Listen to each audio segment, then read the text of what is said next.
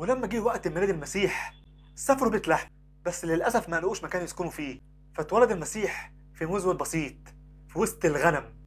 ده كمان ظهر نجم غريب في السماء للمجوس، فالمجوس راحوا مع النجم وشافوا الطفل يسوع وسجدوا له وجابوا ذهب ولبان ومر. لكن الملك هيرودس خاف على كرسيه فقرر يقتل الأطفال. بعد كده حصل إن ملاك جبرائيل ظهر ليوسف النجار وقال له ياخد الطفل يسوع والعذراء يروحوا لمصر، فدخلت العائلة المقدسة إلى مصر. وبعد كده بعد ما كبرت السيد المسيح بدأ يعلم الناس ويعمل معجزات ويشفي أمراض ويفتح العميان ويقيم الموتى.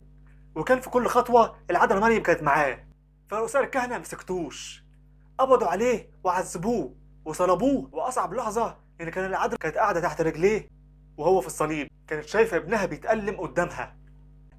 بعد 3 أيام قام من الأموات وغلب الموت، فالمسيح قام حقا قام.